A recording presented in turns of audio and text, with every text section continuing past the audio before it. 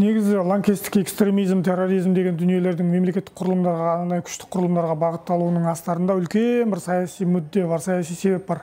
Себебі бірінші арандату осы тұрғыда тез жүзеге асады. Жалпы халықаралық террористік ұйымдардың іс-әрекеттеріне баға берген кезде қарайтын болсаңыздар, бұрынғы кездегі жаңағы осы құқықтық қорғау қызметкерлеріне жасалып жатқан арандатушылық немесе қатыгездіктер, немесе күш қолдану, немесе жаңағы жарып жіберу деген сияқты тәсілдер кейін адамдарды көп өлтіру деген позицияға да қарай бұра бастағанын білеміз. Демек, бұлардың мақсаты әйтеуір қоғамда дүрдараздық тудыру.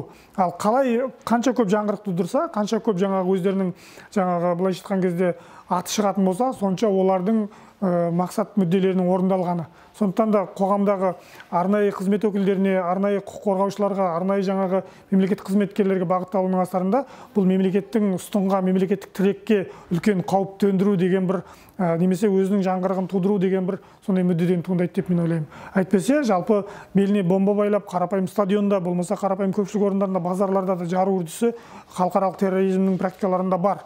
Бірақ жалпылама алған кезде осы күш қолданушыларға бағыттау, екінші жағынан теологиялық негізде де оларға осы нәрсеге бір повод, себеп бере алады. Неге десеңіз, мемлекеттік күпірлікпен кінәлаған үшін, мемлекеттік қызметкерлер сол күпірлікке қызмет етуші адамдар ретінде сипатталған үшін оларды өлтірудің белгілі бір жауапкершілігінің болмайтындығы, немесе тіпті кейбір кезеңде сауап ретінде түсіндірілуде әбден мүмкін. Сондықтан да сол бағытта адамдарды тез көндіре алады деп ойлаймын. Қарапайым адам не үшін өлтіремін, не үшін оның кінәсі қандай деген сияқты сұрақтар болады ғой. Ал оны жаңағы бұл мемлекет тағут мемлекет, шайтан мемлекеті, немесе бұларға қызмет етіп жатқандардың барлығы сондай деген сияқты теологиялық тұрғыдан да оған бір негіздеп, былайша айтқан кезде ақтап алуға бір себеп тауып береді, сосын соған қарай бағыттайды. Ал шын мәнісінде ол жаңағы қармағына түскен немесе қандай да бір лаңкестік топтың мүддесіне жұмыс жасайтын адамның оның барлығын ажыратып жатуға мүмкін санасы да, мүмкіндігі де жетпейтін шығар деп ойлаймын. Әсіресе кейбір кезеңдерде радикализм немесе жаңа терроризмде сіз білесіз, белгілі бір психотроптық заттарды да пайдалану мәселесі бар. Адам өзінің ақ пен қараны ажырату немесе обал мен сауапты ажырата алмай қалып,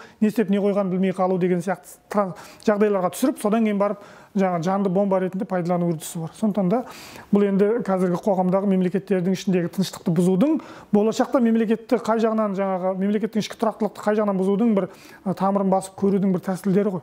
Сондықтан да қаншалықты дайын, құқық қорғаушылар қаншалықты дайын дегенді онда тексеру болуы мүмкін. Сондықтан бұл жан-жақты нәрсе, күрделі нәрсе.